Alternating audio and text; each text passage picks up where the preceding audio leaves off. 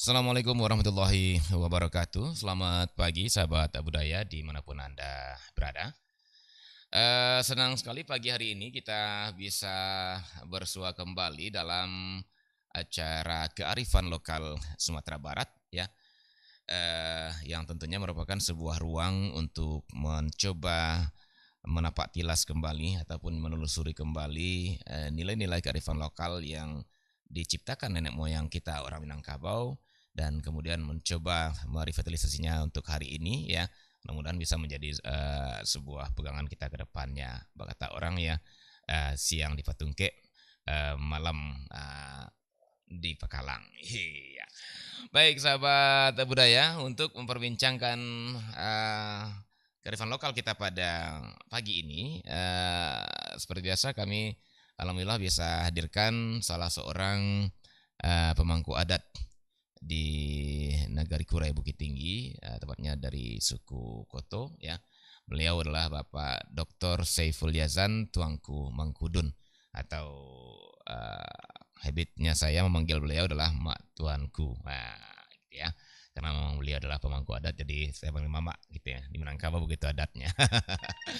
Baik sahabat budaya, topik yang kita angkat seperti yang saya katakan tadi adalah sebuah topik yang eh, menjadi apa ya, menjadi menarik ketika kita coba bernostalgia sejenak ke belakang, kemudian mencoba merefleksikannya ke hari ini, yaitu tentang diplomasi dalam topik diplomasi kearifan lokal Minangkabau yang mulai luntur. Ya, topiknya sebuah pertanyaan sahabat budaya, karena memang ini pantas dipertanyakan begitu ya. Dan uh, untuk itu saya akan langsung sapa dulu Mak Tuanku bersama kita di studio. Dan setelah itu nanti Anda bisa bergabung setelah kita dengarkan penjelasan dari Mak Tuanku ya. Assalamualaikum warahmatullahi wabarakatuh Mak Tuanku. Waalaikumsalam warahmatullahi wabarakatuh. Selamat pagi Bung Adit. Selamat pagi Iya. sahabat budaya. Sehat Mak ya? Alhamdulillah. Alhamdulillah. Mak, topik kita pagi ini lokal ini adalah diplomasi. Iya. Sebuah kearifan lokal Minangkabau yang mulai luntur. Nah, ada beberapa hal yang bisa kita tarik menang-menangnya saja dari topik ini. Pertama itu adalah diplomasi itu sendiri ya. Walaupun Minangkabau dari masa-masa lalunya belum mengenal istilah diplomasi, tapi saya lihat jangan-jangan Minangkabau juga menjadi sebuah daerah yang melahirkan diplomasi itu sendiri.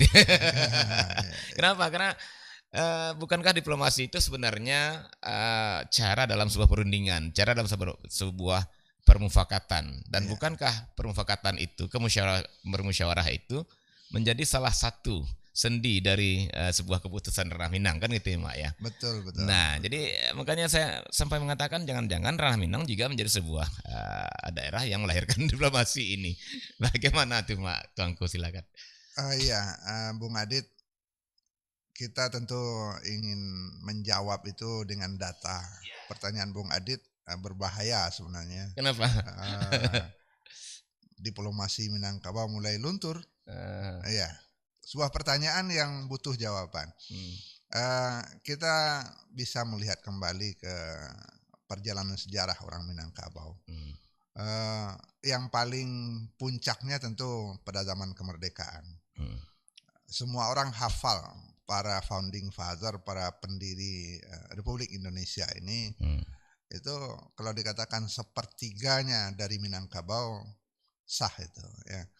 Kita tidak sulit menyebut nama Muhammad Hatta, Muhammad Nasir, Syahrir, Agus Hmm. Salim, Muhammad Yamin. Itu tokoh-tokoh yang membentuk negara ini di awal, mulai dari sejak tahun 1928 ketika ada Kongres Pemuda sampai tahun 1945. Mereka lah yang berada di lingkaran utama pembentukan negara. Dan ketika kemudian diakui oleh masyarakat, mereka lah para pahlawan yang dari ranah Minang. Sampai tahun 2021, kalau tidak salah sudah 15 pahlawan dari Minangkabau, pahlawan nasional yang di SK-kan oleh presiden. Iya. Itu jumlah pahlawan terbanyak loh. Terakhir nggak salah Roh Kudus ya, Rohana Mak Kudus. ya. Nah, kalau kita hitung yang 15 orang itu mulai dari Muhammad Hatta, Tan Malaka, Sultan Syahrir, Haji Agus Salim, Abdul Muiz, sampai ya Adnan Muhammad Kapaugani. Yamin masuk nggak Pak ya? Muhammad Yamin belum masuk. Belum masuk ya? Ada. Muhammad Yamin yang ketujuh kalau nggak salah. Ya. Ah. Itu separuh dari pahlawan itu diplomat, Bung Adit. Iya. Ya. Kalau dari daerah lain, pahlawannya juga banyak, tapi tidak mayoritas diplomat. Ini dari 15 pahlawan dari Minangkabau, 7 atau 8-nya adalah diplomat. Diplomat dalam arti kemampuan mereka untuk berunding, kemampuan mereka untuk berdiplomasi diandalkan oleh negara. Ya, orang tidak akan sulit memahami seorang Agus Salim, seorang guru itu. Iya. Seorang guru yang mempunyai kemampuan bahasa yang luar biasa. Beliau itu polyglot istilahnya. Polyglot itu menguasai bahasa yang banyak. Jadi kemanapun beliau berunding, ke Eropa, ke Belanda, ke Inggris, ke Majelis Umum PBB, beliau menggunakan bahasa sesuai dengan lawan rundingnya, sehingga dengan cepat bisa menemukan titik persamaan dan titik diplomasi yang baik. Itu puncaknya ya, ketika para pendiri negara ini adalah para diplomat, sebagian besarnya dari Minangkabau, dan para pahlawan dari Minangkabau itu separuh lebih itu diplomat. Nah, ini kan ciri-ciri yang memperlihatkan memang ini tempat atau wilayah yang melahirkan para diplomat. Nah, kalau pertanyaan Bung Adit itu kita tarik ke masa sekarang, nah kita mungkin akan bertanya-tanya. Nah, sepertinya kita nggak usah narik dulu, Mak.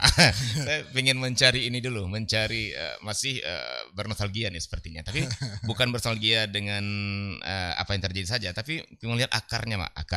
Akar dari kompetensi itu. Kalau dalam sekarang itu kompetensi, Mbak ya. Betul.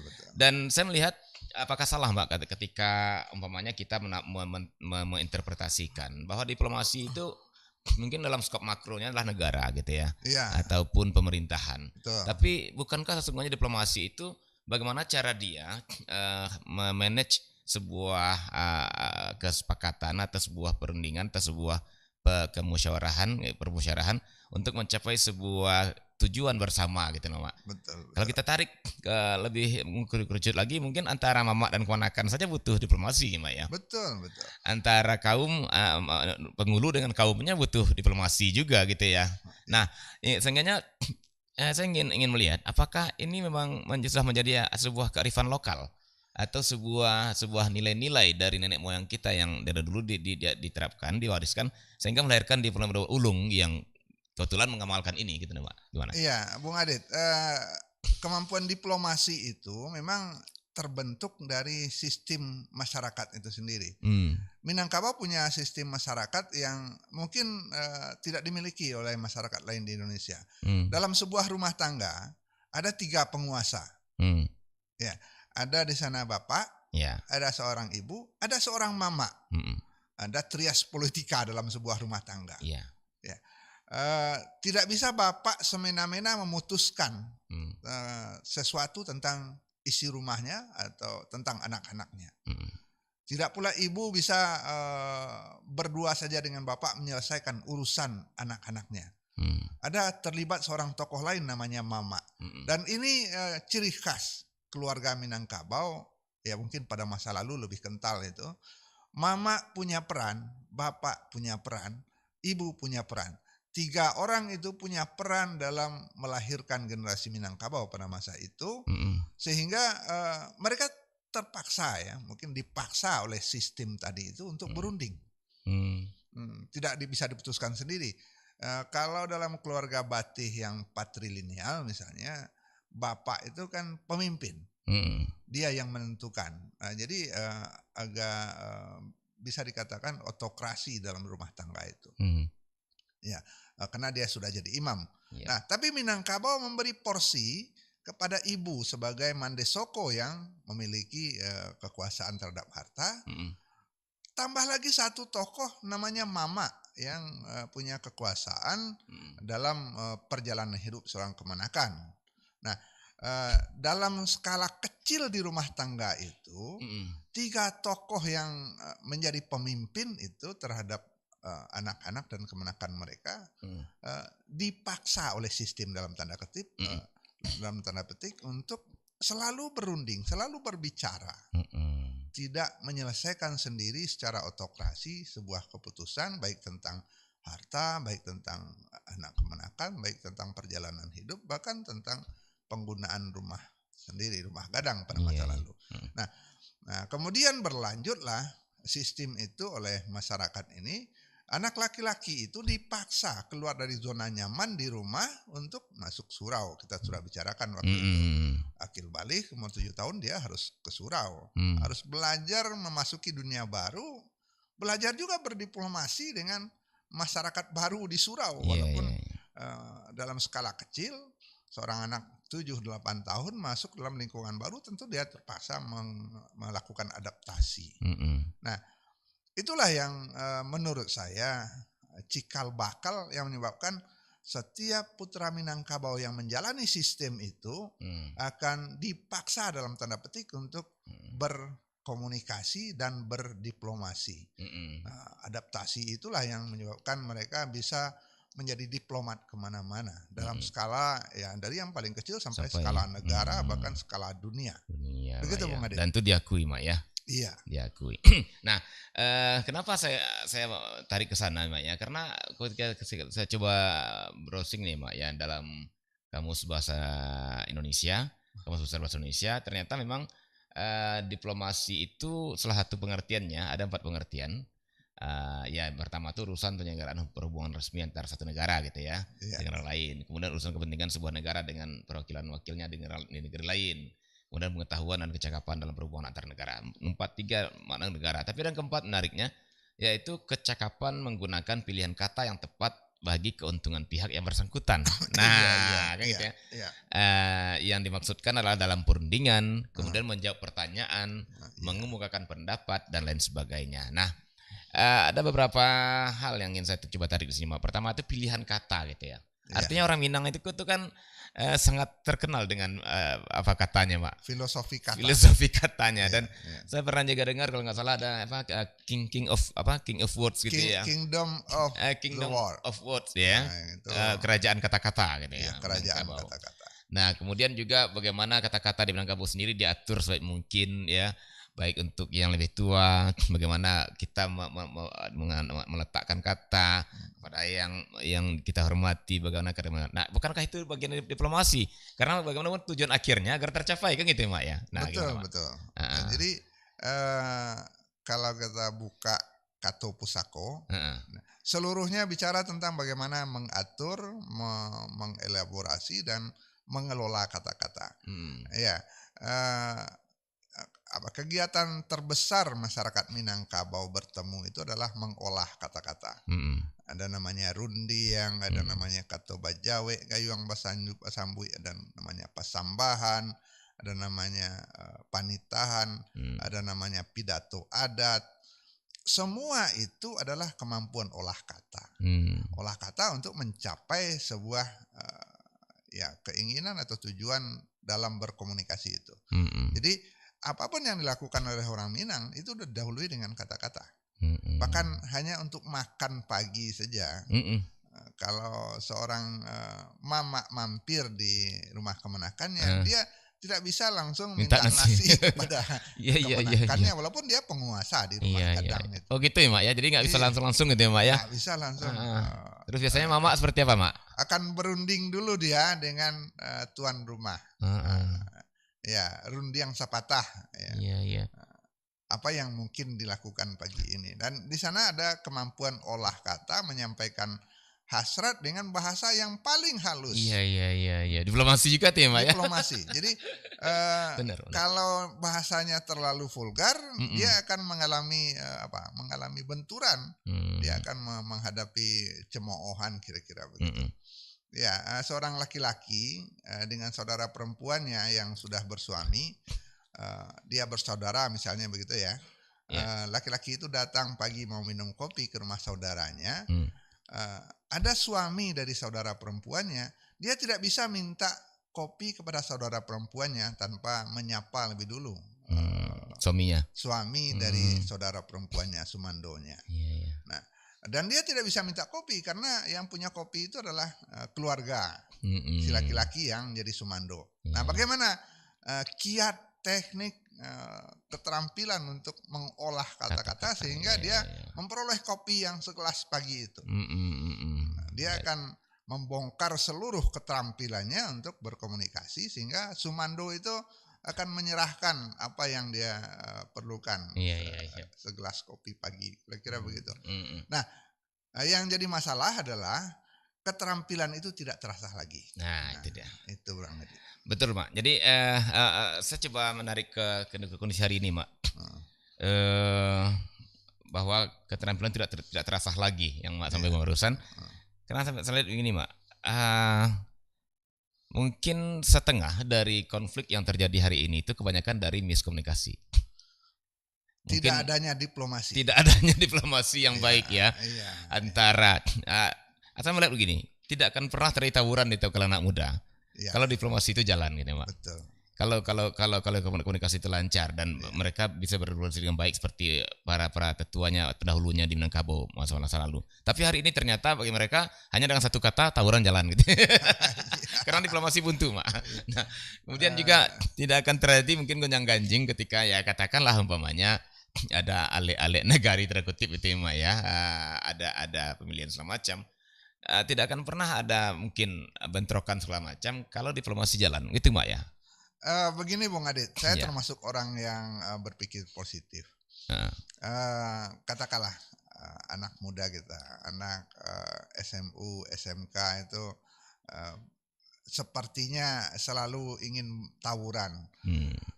Jangan-jangan Bung Adit, mereka rindu kepada kegiatan yang pernah dikelola masyarakat adat untuk menyalurkan energi mereka.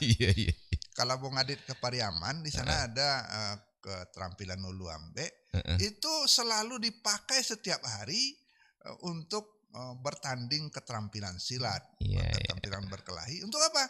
Untuk berunding sebelum melamar orang, sebelum mendatangi sebuah kaum.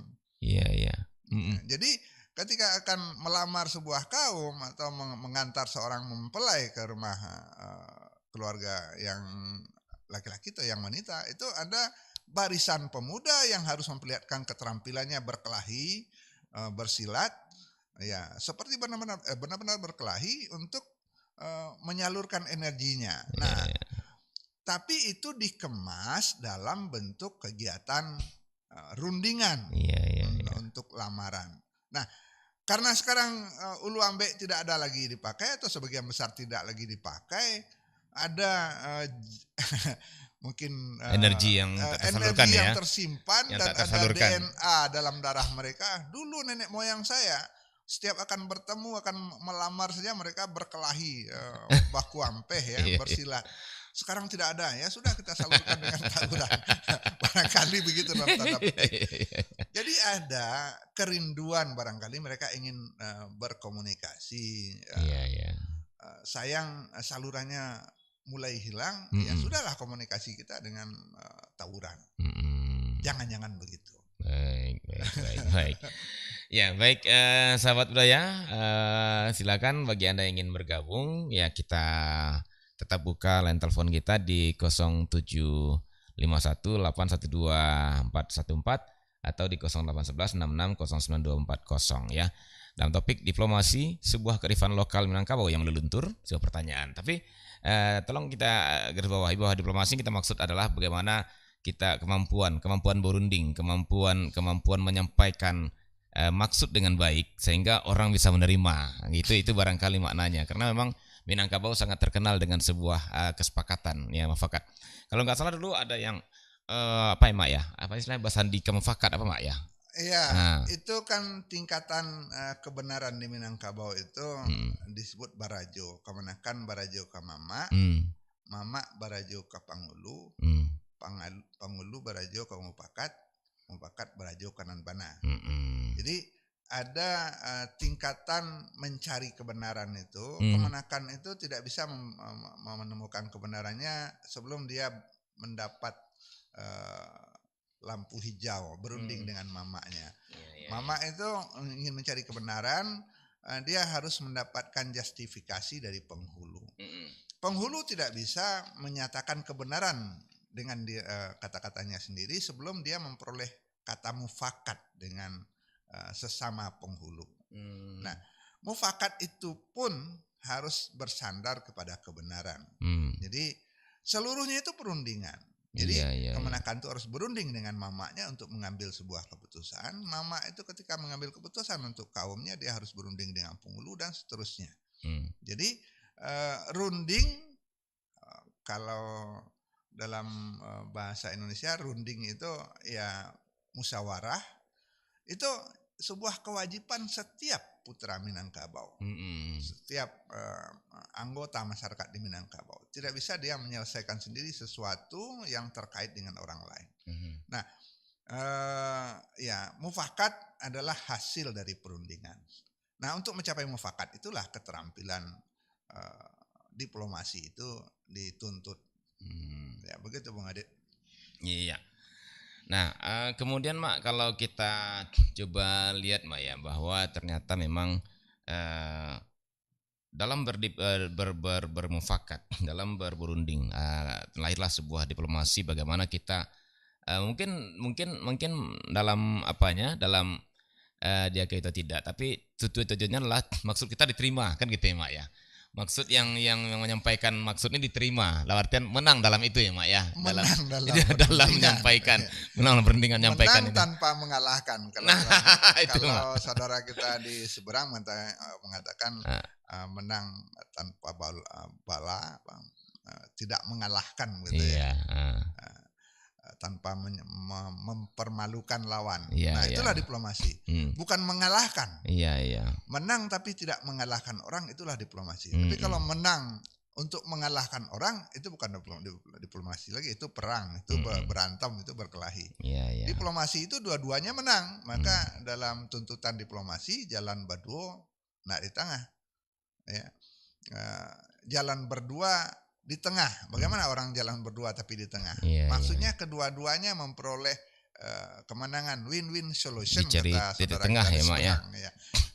Walaupun dalam kemampuan berdiplomasi itu ada tuntutan seorang diplomat itu untuk selalu melebihi keterampilan orang lain. Maka ada falsafahnya. Seorang diplomat itu memakai falsafah begini. Di langit Tuan Bajalan, kami di atas itu pulau. Nah, begitu. Di atas langit orang itu berbicara, dia akan berbicara di atas orang itu lagi. Dalam kemampuan dia untuk mengalahkan argumen orang lain. Begitu keterampilan diplomasi yang dilatih. Nah, mungkin kita kembali ke pertanyaan Bung Adit tadi, tempat tumbuhnya itu kan tadi dalam keluarga yang ada 3 tokoh. Ya, ini tidak terjadi dalam keluarga di saudara kita yang lain ya, atau di masa sekarang sudah menurun. Mama punya kuasa, bapak punya kuasa, ibu punya kuasa. 3 tokoh yang menentukan perjalanan anak di dalam rumah, sehingga mereka harus berunding dengan anaknya dalam 3 cara pikir yang berbeda-beda. Nah, kalau di keluarga lain umumnya hanya satu yang berpikir, bapak yang menentukan akan kemana. Tapi dalam keluarga Minangkabau 3-tiganya. Kemudian ada tuntutan ketika dia masuk surau, dia harus belajar berunding dengan masyarakat baru. Kemudian ketika dia harus merantau, ini jelas sekali. Diplomasi sangat dituntut bagi seorang yang akan merantau. Jadi semua perjalanan hidup orang Minangkabau pada masa lalu itu menuntut mereka harus bisa berdiplomasi. Begitu Bung Adit. Dan barangkali saya juga teringat Mak, kalau tadi ada rumah, katakanlah mungkin rumah gadang ya Mak, kalau masa lalu ya Mak ya. Atau rumah, kemudian ada surau. ada rantau kok bagaimana Mak. Nah, saya juga melihat apakah lapau nih Mak salah satu lain.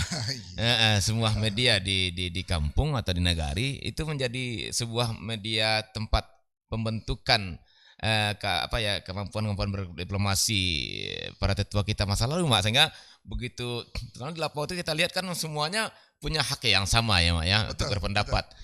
Semuanya punya hak yang sama untuk pendapatnya diterima dan juga untuk mengusahakan pendapatnya itu diterima, kan arti terjadi sebuah diplomasi Mak di sana. Apakah benar gitu Mak Tangku? Iya, kita melupakan sebuah institusi yang Iya.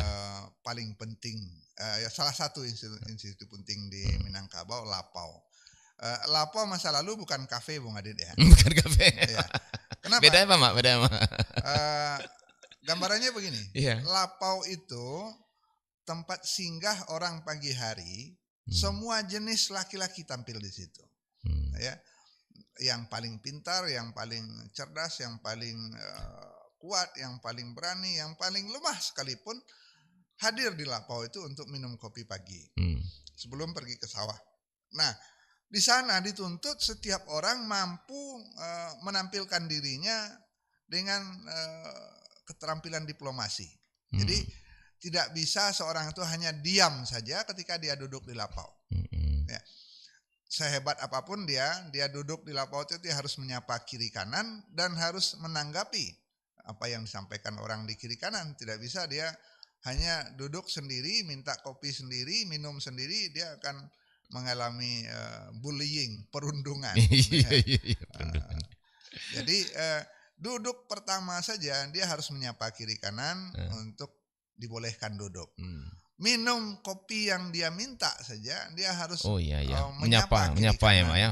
Nah, oke, minum dulu Mak gitu ya Mak. Minum dulu Mak, kopi Mak, Pak Mak. Nah, dari sana sudah dilatih keterampilan untuk menyampaikan hasrat. Menyampaikan keinginan untuk melakukan sesuatu. Dan itu latihannya tentu saja dari surau ketika waktu pertama ke surau itu dia diajari untuk belajar berkata-kata, mulai dari takok taki, mulai belajar pasambahan, panitahan, kato bajawe, kayuang basambu itu. Nah, ketika dia melakukannya dalam kehidupan sehari-hari, dia pergi ke Lapau, seorang laki-laki, dia sudah menjadi karakter. Dia tidak bisa duduk kalau yang di sekitarnya belum dia sapa satu persatu.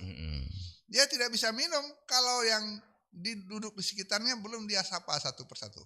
Tidak akan terjadi orang yang masuk Lapau itu duduk minta kopi lalu minum sendiri. Tidak pernah terjadi itu. Dan dia akan dibully oleh mereka yang hadir di Lapau itu. Ada beberapa film yang sudah menggambarkan itu. Nah, kita bandingkan dengan kafe zaman sekarang, bahkan dalam satu meja pun mereka tidak saling melihat, tidak saling menatap, dan tidak saling berbicara. Temannya adalah benda asing yang namanya handphone. Itu yang terjadi. Kafe bukan Lapau karena tidak ada interaksi antara orang yang hadir di sana. Nah, tadi Bung Adit menanyakan apakah Lapau menjadi sebuah arena atau tempat melahirkan pembentukan kemampuan berdiplomasi? Sangat. Kenapa? Kalau surau itu lebih terstruktur, baik pelajarannya, baik yang memberikan pengetahuannya atau yang jadi gurunya ya, jadi fasilitatornya jelas kalau di surau. Tapi kalau sudah masuk di Lapau semuanya bertarung. Yang paling hebat, yang paling bodoh, yang paling kuat, yang paling lemah harus bertarung agar dia mendapat posisi di Lapau itu. Iya. Dapat kredit. Ya, dapat posisi yang paling sederhana saja misalnya Bung Adit. Ketika dia masuk di Lapau, tempat duduk yang akan dia pilih itu harus dia perjuangkan dengan diplomasi. Iya. Dia masuk Lapau itu ada 5 orang dalam Lapau itu, dia akan ambil posisi di mana? Dia akan menyapa satu persatu dan orang yang dia sapa itu akan memberi wadah untuk pendampingan. Sikolah Sultan, sikolah Kari, sikolah Tuanku. Nah, kira-kira begitu. Tidak akan dibiarkan orang yang baru masuk yang sudah menyapa itu akan mencari tempat duduknya sendiri. Iya. Yang akan mempersilahkan itu adalah isi Lapau itu sendiri. Ya. Sebegitunya ya Mak ya. Begitu. Nilai Lapau ya. Untuk masuk lapau itu dia harus mampu mengenali orang itu, walaupun orangnya baru semua, dia Iya, akan menyapanya, walaupun tidak pakai salaman tangan. Dan itu Ya. awal diplomasi itu, Mak ya? Awal diplomasi. Iya. Saya masuk dalam lingkungan tuan-tuan, saya mohon disambut kira-kira begitu. Ya. Dengan sebuah salam, assalamualaikum, dia akan cari siapa yang pertama paling dia kenal. Sekurangnya pemilik lapau. Ya. Bah komak labai, lihat dojo kok tempat duduk tu ambo, kira-kira begitu. Nah itu akan terjadilah kelakar, garah, kucindan di antara yang hadir kalau mereka. Bu Nov ya? Yo, Mama Ambo mau kudun. Iya, Bu Nov. Satu cek Pak. Silakan Bu Nov. Pengalaman kok Pak. Buat dia ada kaitan jo nak mengerti jo Pak. Ada sekolah. Aku usul pertama ya Pak. Iya. Usul bukan di SMK aja Pak. Iya. Jadi acuk bagawu aja anak muda tipunya kok Pak. Jadi usul ke korape iyo ada pelajaran adat Minangkabau ku anaknya. Oke. Ada pelajaran diplomasi Minangkabau. Ya, anak kini konyo junalar. Dikecein dewa. Bule katu yo mau pakai. Bule ayi pamuluh aku Bu. Iya. Dan tantunya do. Abak bagara lo aleh. Tantu. Bule ayi dek paralon. Boleh kata mikrofon. Itu Bu. Apa aja Minang harunya itu Pak. Nah, yang kedua, budaya wak kan koyo kan nasantiang ko anak pemerantau ko di surau baraja silik sing marantau ko barisinyong kamu tu. Rupanya nak kini lah doh nyolah budi ditindas sebagai asing tibonya nyolah latih karate. Taekwondo nyo bangga. Nyodo. Kalau karate kan awak ko yo kusuk sembayang. Pendiam. Aku nyo tak tangguang pongah juk baraja karate gitu. Seminggu baru mencari lawan. Bantu itu Pak. Awak dulu sekolah kapi balanjo ke melewati kantor guru sagan melewati kantor guru. Betul. Kini lanyau sekan tu tu nyo. Kedangnya basonnya guru ya Bu. Ini lanyau sekan tu nyo do. Bapak kemarabian Pak Ce. Itu. Nak tahu talendo buat dia do. Iya. Itu kini budaya. Jadi Pak alah caranya masukan pelajaran ko ha. Walaupun bahasa Indonesia tapi kamu belajar jo apa Pak belajar majan boy budaya Minang ko jo. Contoh anak muda cewek ko mama berjalan ko moso-iso na. Anak muda Minang tahu anak muda Minang, anak gadis ko bajalan si kanyo lalai. Ado pai suri lebih ya. Tapi alu tetaruang patah tigo. Alu itu Bu. Apa itulah.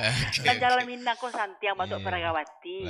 Jalan luwih maduk kamu ko jalan kamarmu kapal ko tunduk indak mana kadah ko do. Anak mengerti anak kok bisa kok ada belajar bang kau bisa diajar model itu. Aku laki-laki berjalan satu-satu pasti bantak matuang gara-gara do. Jadi itu pengalaman Pak. Jadi betul. Kalau bisa mau kasih koyo beraja bam lah anak kok. Baik. Jawa kan kok mengamangnya mulik manis kucinda murah. Bu. Artinya do. Baik. Betul itu Pak Adit. Mama. Mau saran atau aku mudah usul kot. Karena ya. Ayo Pak Adit, makasih ya. Assalamualaikum warahmatullahi wabarakatuh. Ya benar. Waalaikumsalam warahmatullahi wabarakatuh. Salah satu fakta lagi mak tuangku bahwa diplomasi apa nih? Diplomasi nilaikah, diplomasi pendidikankah, diplomasi apakah yang terjadi apa ini Mak? Iya. Tadi Bu Novi mengatakan ada karakter Minang yang sudah hilang di anak-anak muda kita. Kita bicara hari ini tentang diplomasi. Diplomasi itu bukan sesuatu yang langsung jadi. Dia adalah sebuah keterampilan atau kompetensi istilah Bung Adit yang dihadirkan, yang hadir karena ada latihan panjang, ada pembelajaran yang cukup lama, dan pembelajaran itu dimulai dari karakter, pembentukan karakter di surau, bahkan dari rumah tangga, pembentukan karakter rumah tangga di surau, kemudian diuji di lapau. Tadi kita sudah mengatakan bahwa keterampilan diplomasi itu hadirnya berkembangnya di lapau ketika mereka saling mengajukan diri untuk memperoleh tempat, memperoleh posisi. Di mana mereka mendapat pelatihan di rumah tangga ketika mereka belajar berjalan pun diatur, kata Bu Novi tadi. Tidak bisa berjalan di depan orang tua begitu saja tanpa minta izin. Dan si ganjul lalai itu makna yang hakikinya adalah dia benar-benar berada dalam keadaan sadar, tidak akan terburu-buru, tidak akan tergesa-gesa, apalagi dia akan melanggar etika. Ya, tidak bisa seorang wanita melewati orang yang dewasa, orang tua, tanpa dia memperlihatkan marwah dia sebagai perempuan yang harus dijaga dan menghormati orang yang ada di sekitarnya. Itu karakter, itu pembentukan akhlak yang dilatih dari rumah, dari surau. Nah, sama saja tadi kita katakan ketika seorang masuk lapau, dia harus memperlihatkan karakter yang bisa diterima orang. Kalau tidak, dia bisa diusir dari lapau itu. Dia masuk, tiba-tiba dia panggil orang lapau, orang lapau, kopi cek lah. Nah itu dia sudah menggadang, sudah manden. Tidak bisa begitu. Dia harus minta dulu ruang untuk dirinya di lapau itu. Itu keterampilan diplomasi dasar yang harus dimiliki seorang yang masuk lapau. Nah ini yang tidak lagi ada pada sebagian generasi muda kita, karena mereka tidak memperoleh contoh, teladan, dan wadah untuk pelatihan itu juga sudah mulai menipis. Nah Bu Novi, saya sepakat, mudah-mudahan didengar oleh pengambil kebijakan bahwa pembelajaran karakter Minangkabau itu memang harus dikembalikan. Iya, kita sudah langsung kepada solusi ini, Bung. Ya, nggak apa-apa, Mak. Cocok, Mak, waktu kita. Iya. Dan memang, Mak, saya juga tertarik dengan Bu Nov tadi, ya, bahwa dari salah satu pengalaman beliau itu ketika mengungkapkan sebuah, mungkin tujuan berdiplomasi nih, Mak, ya, tujuannya berdiplomasi dengan tidak langsung menyalahkan, kan gitu ya. Nah, mungkin diplomasi kan gitu tuh, tidak langsung menyalahkan, tapi dia mencoba menawarkan sebuah konsep bahwa boleh aye dek pembuluh, boleh kator yang mufakat. Nah kalau mufakat mungkin karena udah diserap bahasa Indonesia itu juga cukup cepat mereka pahami. Tapi ketika pembuluh, nah ini memang jadi persoalan kan, Pak ya. Apa pembuluh itu, Bu? Saya yakin mereka bertanya bukan untuk bercanda. Bukan bercanda karena memang nggak tahu. Nah artinya apa? Jangan-jangan sebelum ke BAM, saya teringat gini, Mak. Pernah siapa lu ngomong bahwa Anda tidak akan pernah bisa menggali adat Minang kalau tidak belajar bahasa Minang, itu kasarnya. Betul. Nah, artinya karena dalam bahasa Minang itu sendiri punya nilai-nilai tersirat yang tidak sama dengan tulisannya gitu, Mak ya, sebagian. Betul. Nah, jangan-jangan kita harus bahasa Minang ini dulu yang diajarkan di sekolah, Mak, gitu loh. Gimana menurut Mak? Iya, Bung Adit. Nilai-nilai itu ada dalam tuturan, dalam kata-kata, dalam kalimat. Ketika kalimat itu dirubah ke bahasa yang berbeda, nilainya akan berbeda, akan berganti dia. Kalau kata ahli bahasa begini, satu bahasa itu satu ruang kecerdasan dalam kepala anak. Maka bahasa kampungnya, bahasa ibunya, bahasa Minangkabau itu satu ruang kecerdasan yang tidak bisa ditransfer begitu saja dengan bahasa baru, dengan bahasa Indonesia. Banyak sekali kosakata dari bahasa ibu itu ketika diterjemahkan ke bahasa lain maknanya hilang. Orang tidak bisa menemukan makna yang sesungguhnya lagi. Ya. Kalau di Minangkabau ada sekian kata untuk menyebut beras, padi. Ya, mulai dari padi lah ya. Padi, ada bania, ada apa lagi? Encik ado Jerami, dada, Encik Jerami Mak ya. Encik Jerami, ketika dia jadi beras, ketika dia jadi nasi, ketika dia jadi bubur, ketika dia jadi lemang, ketika dia jadi lape, itu berbeda semua. Tapi kalau dibawa ke bahasa Inggris, orang Inggris tidak bisa menjelaskan itu, dia Hanya nyebutnya rice. rice. Iya. Ini contoh ketika satu bahasa dipindahkan ke bahasa lain, bahasa yang baru itu tidak mampu menerjemahkannya. Maka bahasa ibu yang mengandung nilai budaya itu harus diajarkan. Jangan paksa anak waktu baru belajar kata-kata sudah harus berbahasa Inggris. Dia kehilangan sebuah ruang kecerdasan. Ruang kecerdasan bahasa ibunya, bahasa Minangkabau. Di mana dia dapat bahasa Minangkabau kalau tidak di rumah tangga? Di rumah tangga lah tempat melatih bahasa ibu pertama yang isinya filosofi Minangkabau itu. Nah, saya kurang sepakat kalau ibu-ibu muda baru anak belajar mama, papa sudah diajarkan bahasa Inggris. Dia kehilangan sebuah kecerdasan bahasa ibunya, dia kesulitan berbahasa Indonesia nantinya. Saya punya beberapa kasus tentang itu ketika cucu saya lahir di Jepang, lalu suami istri itu pulang ke Padang setelah anak itu berusia 3 tahun. Mereka nangis-nangis. Kenapa? Anaknya dibully di kampung karena tidak mengerti satu pun bahasa kampungnya. Jadi anak itu sampai bersembunyi di rumah hampir 3 bulan. Tidak bisa bergaul dengan anak-anak di kampung, anak-anak yang baru umur 3-4 tahun. Saya katakan, Anda, anak-anakku, kemanakanku, Anda telah melakukan keteledoran dengan membunuh atau menutup sebuah ruang kecerdasan dari anak kalian. Walaupun Anda di Jepang bertugas, sedang sekolah 2-3 tahun, dan anak kalian lahir di sana, kenapa di rumah tidak berbicara bahasa Minang saja? Kan Anda berdua berbahasa Minang sehari-hari. Kenapa harus mengajarkan dia bahasa Inggris di awal itu kalau kalian akan kembali ke Minangkabau nanti? Nah, lamalah anak itu malah mengejar adaptasinya kembali ke bahasa ibunya. Nah, ini contoh saja kasus yang sering terjadi ketika ibu-ibu muda, bapak-bapak muda itu ingin anaknya langsung meloncat ke bahasa ketiga, bukan bahasa kedua. Bahasa ketiga. Bahasa pertama itu harusnya bahasa ibu. Bahasa ibu apa? Bahasa kampungnya, bahasa Minangkabau harusnya. Bahasa kedua, bahasa Indonesia ketika dia mulai belajar di sekolah dasar. Bahasa ketiganya bolehlah bahasa Inggris, bahasa Arab, seperti yang dialami oleh para diplomat. Ya, kita sudah melebar kemana-mana, tapi diplomat itu mereka yang punya dasar bahasa ibu yang kuat, filosofi yang kuat dalam bahasa ibunya untuk bisa berunding dan berdiplomasi. Kira-kira gitu, Bang. Nah, saya juga melihat apakah ada hubungan nih, Mak.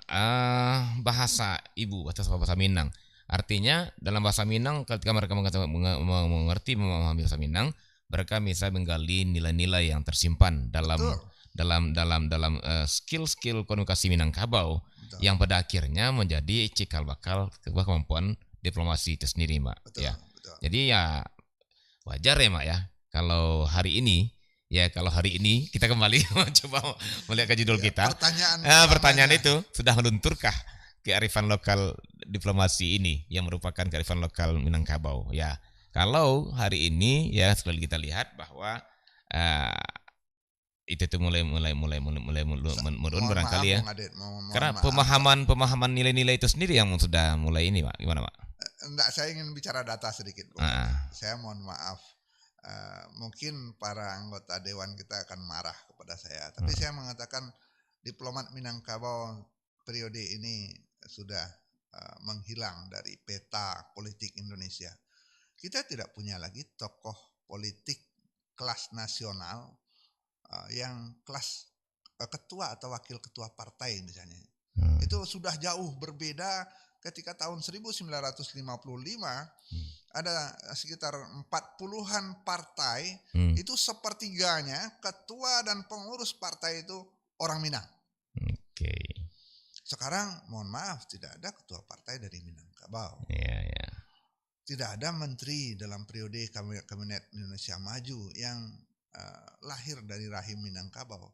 Padahal pada masa yang lalu tidak jauh-jauh periode Pak Jokowi pertama masih ada putra Minangkabau jadi menteri. Periode Pak SBY banyak putra Minangkabau jadi menteri. Periode Pak Harto itu puluhan. Dan hafal dalam kepala kita tokoh-tokoh dari Minangkabau menjadi diplomat, jadi duta besar, jadi menteri, jadi pejabat tinggi negara. Tapi sekarang kita sulit mencarinya, dengan sebelah tangan saja tidak cukup hitungannya. Nah, pertanyaan Bung Adit itu saya jawab dengan data itu. Silakanlah tanya kepada rumput yang bergoyang. Apakah diplomasi Minangkabau sudah mulai luntur? Begitu Bung Adit. Baik. Nah, itu barangkali di tataran apa ya, Mak, ya, di tataran diplomatik dalam pengertian diplomasi dalam tataran politik dan pemerintahan gitu ya. Nah, saya juga ingin menarik sedikit, Mak. Maksudnya gini, ketika di ruang itu mungkin seperti yang Mak sampaikan tadi, tapi bahwa terjadinya sebuah kegagalan dari sebuah program, katakanlah program pendidikan, program pembangunan mungkin, pewarisan nilai mungkin gitu ya. Itu kan saya lihat salah satunya penyebabnya adalah gagalnya diplomasi, bukan begitu, Mak? Betul. Nah. Saya cerita negara yang berbeda lah. Iya. Ada sebuah negara yang untuk membuat sebuah jalan saja sampai belasan tahun tidak jadi-jadi. Negara tangganya sudah puluhan kilometer selesai jalannya. Di negara ini tidak selesai. Kenapa? Diplomasi dengan keluarganya sendiri, dengan orang kampungnya sendiri tidak selesai. Untuk masalah tanahnya. Untuk masalah tanahnya. Sehingga jalannya tidak jadi-jadi. Kalau istilah orang sekarang, ini jalan insya Allah yang akan dibangun insya Allah. Entah kapan akan jadinya. Iya. Itu artinya artinya ada sebuah kegagalan diplomasi gitu ya, Mak ya? Diplomasi yang paling dekat itu tentu dengan keluarga sendiri, dengan orang kampung sendiri, dengan kaum kerabat sendiri. Ya, artinya sepakat, Mak, kalau kegagalan sebuah sebuah katakanlah rencana, program ataupun sebuah gerakan ataupun sebuah tujuan bersama gitu ya, Mak ya, untuk kepentingan bersama.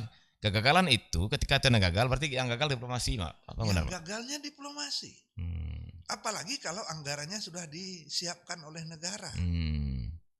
Ini negara sudah menganggarkan akan membangun, ya ini cerita di negara tetangga ya. Jalan 40 km dari kota A ke kota B. Anggarannya sudah ada. Yang akan bekerja sudah ada. Tetapi ketika yang punya tanah tidak mau melepaskan tanahnya, dengan ganti rugi atau dengan segala macam. Kenapa gagal? Itu bukan karena uang, bukan karena tenaga, bukan karena teknologi, karena diplomasinya gagal. Bung Adit, awal negara ini berdiri, itu diplomasi. Para diplomat itu meminta kepada ibu-ibu, kita belum punya pesawat ini. Cara para diplomat, para pendiri negara itu bicara dengan ibu-ibu tuh begitu hebatnya sehingga mereka membuka kalung emasnya, rantai emasnya.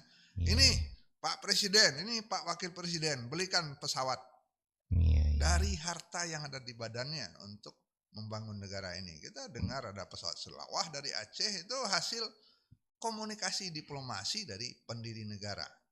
Ada pesawat yang masih ada di museum di atas Ngarai Bukit Tinggi. Itu dari sedekah ibu-ibu setelah mendengar pidato para diplomat, para pendiri negara. Kenapa sekarang untuk menyelesaikan sebuah pembangunan sampai tidak jadi-jadi bertahun-tahun? Masalahnya saya pikir hanya pada kemampuan, keterampilan, kompetensi, komunikasi yang bernama diplomasi. Jadi pertanyaan Bung Adit mudah-mudahan saya jawab sekilas saja. Iya. Pastinya kita tanyakan kepada rumput yang bergoyang. Baik, Mak. Jadi memang barangkali interpretasi ataupun juga makna dari yang kita bicarakan hari ini mungkin cukup Mak ya, cukup luas gitu ya. Artinya tergantung kita mau menyigi dari pintu mana gitu ya, Mak ya. Mau masuk dari pintu mana. Kalau kita mau mencoba melihat masuk dari sisi pendidikan, diplomasi pun di sana berperan gitu ya, Mak ya. Saya ingin satu lagi data, Bung Adit. Radio Republik Indonesia ini adalah sebuah media diplomasi terhebat awal kemerdekaan. Tanpa RRI tidak akan dapat kita pengakuan dari negara-negara termasuk dari Palestina, dari Maroko, dari Mesir, dari India. Ketika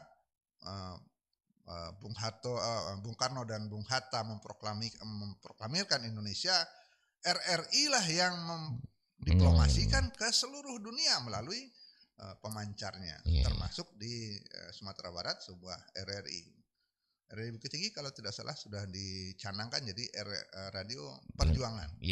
Jadi RRI dan insan-insan di udara inilah diplomat pertama Indonesia ke luar negeri. Karena kita belum punya anggaran, belum punya menteri luar negeri ketika sudah proklamasi. RRI berperan dalam diplomasi awal negara ini. Jadi harus saya ya, kira-kira begitu. Mudah-mudahan semangat diplomasi para pendahulu saya di RRI juga menular, Mak, kata saya Ultima ya. Amin. Baik, Mak Tuanku, pembicaraan kita memang menarik dan saya pikir kalau kita biarkan terus ini makin melebar juga nih, Mak. Melebar dalam artian bukan melebar dari pembicaraan, tapi begitu banyaknya sisi diplomasi yang bakal kita bisa masuki.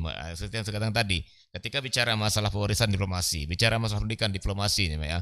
Bicara masalah pembangunan diplomasi lagi, bicara masalah nilai-nilai masih diplomasi juga, gitu ya, Mak. Jadi dan bicara masalah pemerintahan politik apalagi itulah diplomasi. Jadi memang sepertinya wajar ketika orang Minangkabau dari awal-awal sudah menyiapkan anak keponakan itu dengan sebuah kemampuan diplomasi lewat rumah gadang, surau dan lapau. Begitu ya kira-kira, Mak ya. Betul sekali, Mak.